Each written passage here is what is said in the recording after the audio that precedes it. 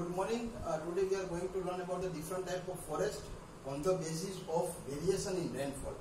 ये आपको बहुत इंपॉर्टेंट है कि आपको रेनफॉल याद रखनी पड़ेगी, उस हिसाब से आप फॉरेस्ट का मतलब नाम होता है. ओके, यहाँ पे दो फॉरेस्ट के मैंने कंपैरिजन साथ में लिख के रखा है, तो मतलब आपको पता चलेगा कि कौन सी चीज कैसे याद रखनी है. ऑटोमेटिकली आपको पता चल जाएगा कि ओके ये डिसिडियस मॉनसून फॉरेस्ट है, इसका रेनफॉल इतना है तो ये फॉरेस्ट हो जाएगा, इसका रेनफॉल इतना है तो इसको ट्रॉपिकल एवरग्रीन फॉरेस्ट कहते हैं. Okay, this type of comparison अगर आप करते रहोगे तो मतलब टोटल हमारी 5 टाइप ऑफ फॉरेस्ट है. तो यहाँ पे मैंने 2 का कंपैरिजन करके रखा है स्टार्टिंग की. ओके, नेक्स्ट में भी 2 का कंपैरिजन करके रखूंगा, तो मतलब आपको हेल्पफुल रहेगा याद रखने में. Okay, now tropical evergreen forest में आपको क्या याद रखना है कि भाई उसका टेम्परेचर, एनुअल टेम्परेचर जो होता है it ranges between 25 to 27 degree Celsius. Okay, इतना उसका टेम्परेचर होता है पूरे साल का. और दूसरा आपको याद रखना है कि रेनफॉल कितना होता है, तो यहाँ पे लिखा है मोर देन 200 सेंटीमीटर्स, 200 सेंटीमीटर से ज्यादा. ओके, इतना याद रखोगे तो आपको पता चल जाएगा कि हम यहाँ पे एवरग्रीन या ट्रॉपिकल एवरग्रीन फॉरेस्ट की बात कर रहे हैं. Okay, now area and state हम बुक में से बाद में देख लेंगे, आपको नाम ही याद रखने. कैरेक्टरिस्टिक का देख लेते हैं. Now as heavy rainfall they are known as rain forest.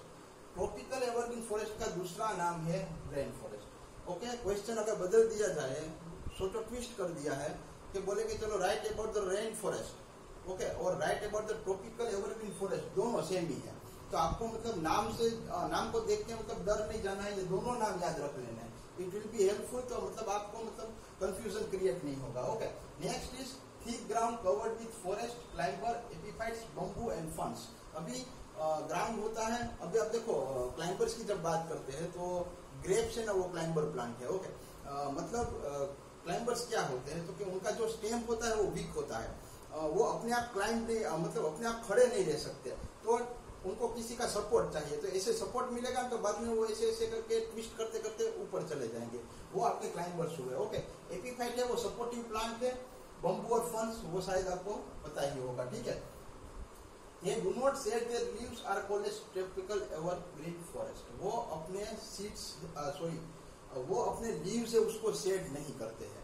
अभी देखो इसके बारे में मैं आपको थोड़ा और बता देता हूँ कि कोई भी जो ट्रीज होता है वो अपने लीव्स को कब शेड करता है, क्योंकि during the time when they don't get water और when the leaves do not get sufficient amount of moisture, during that time a tree will shed its leaves. तो यहाँ पे ये शेड नहीं कर रहा है, उसका मतलब है पूरे साल तक इनफ अमाउंट में वाटर उनको प्रोवाइड किया जाता है, उनको कोई प्रॉब्लम नहीं है वाटर का. ओके, और आगे बढ़ेंगे.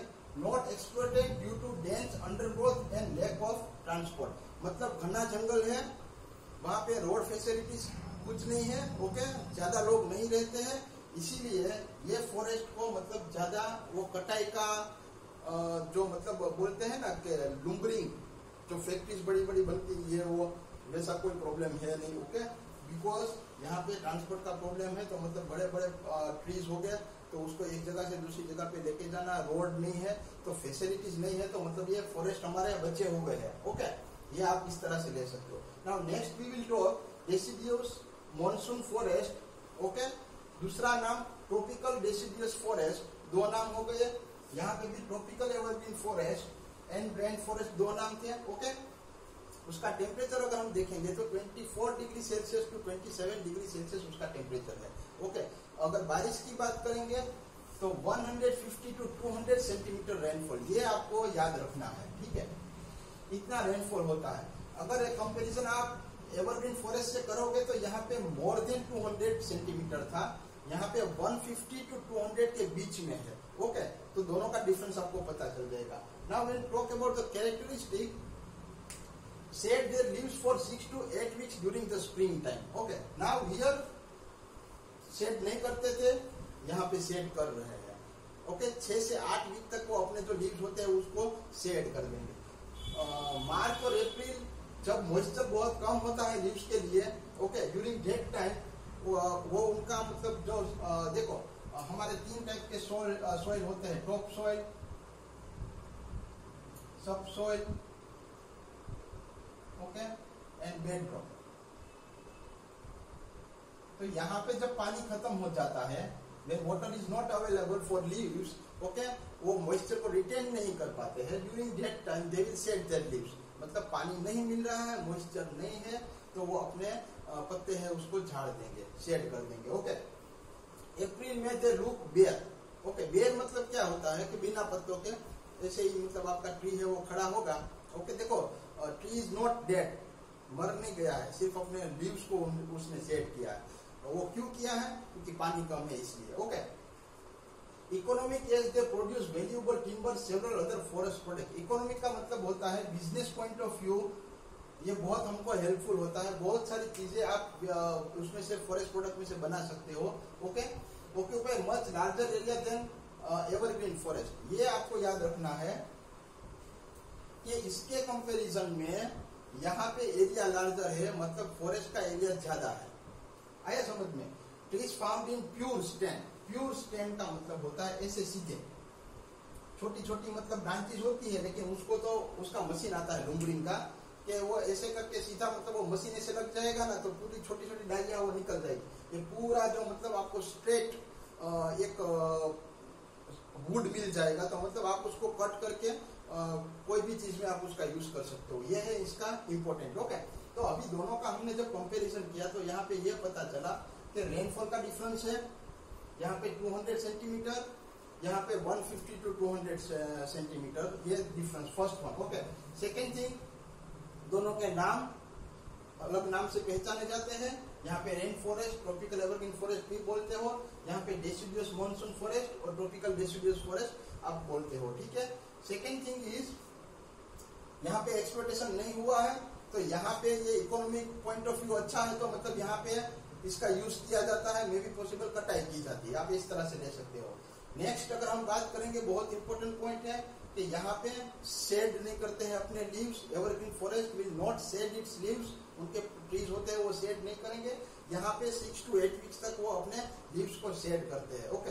ये दोनों का डिफरेंस हमने देख लिया, तो मतलब जो कैरेक्टरिस्टिक है वो बहुत इंपॉर्टेंट है आपके लिए। और अभी हम प्लांट के बारे में कौन कौन से ट्रीज वहां पे पाए जाते हैं उसका क्या इंपॉर्टेंट है as the economic point of view, okay, कहाँ पे हम यूज करते हैं, that we will see now.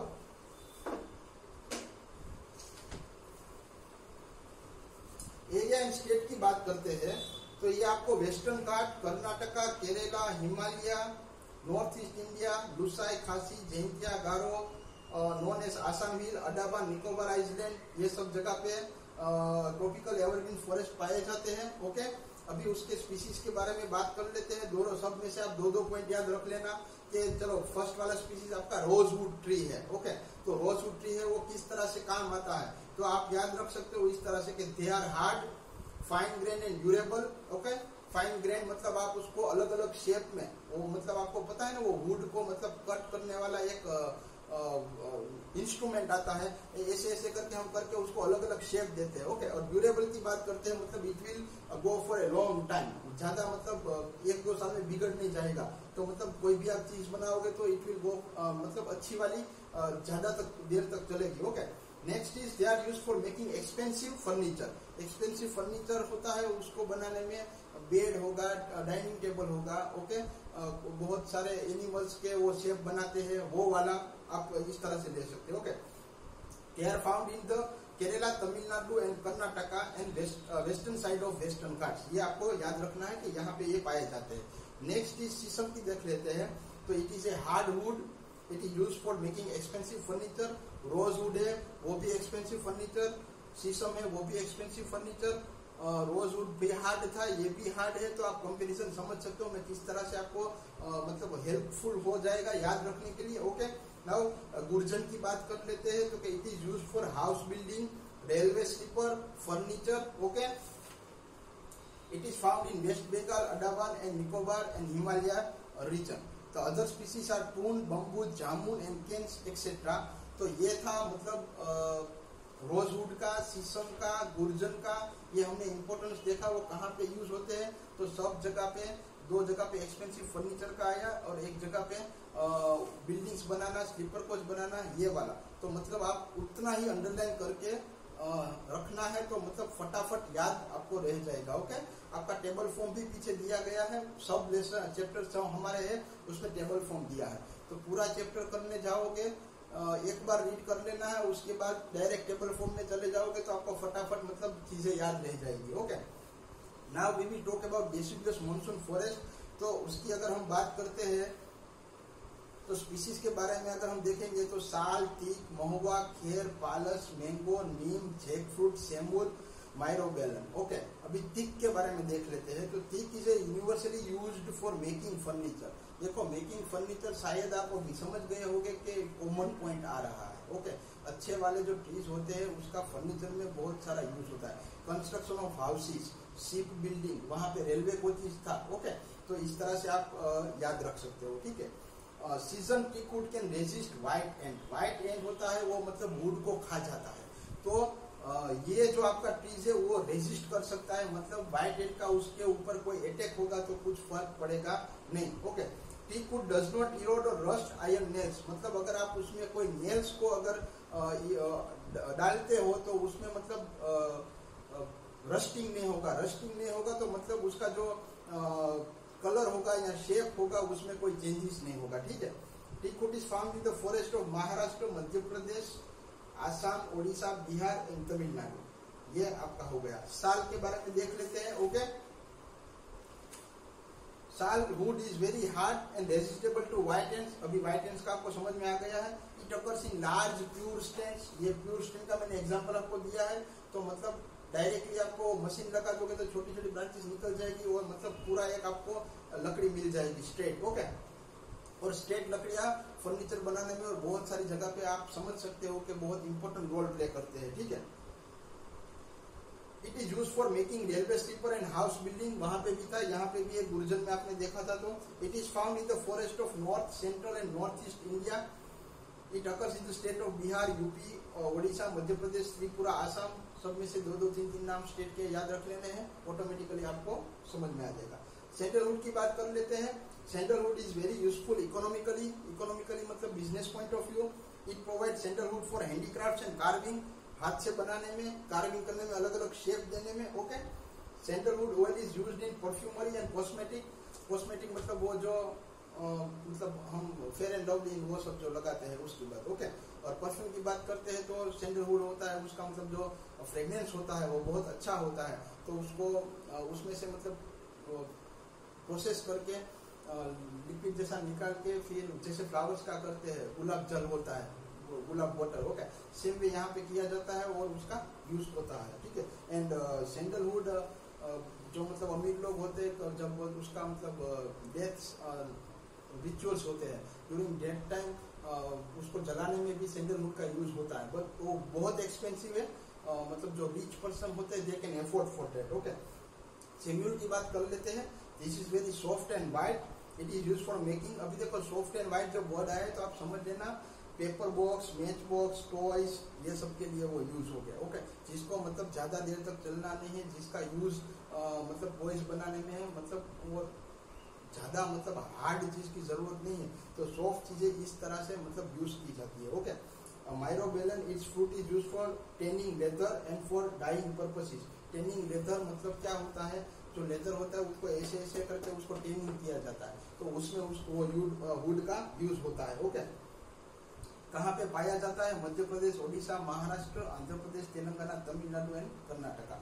फिर दूसरे palas, mahua, tendu, eucalyptus is another important tree of Karnataka forest. Okay, it is known for its lofty status. Its wood is raw material for paper industry. Lofty बड़े बड़े होते हैं, ओके, और soft होते हैं, तो पेपर इंडस्ट्री में उसका यूज होता है।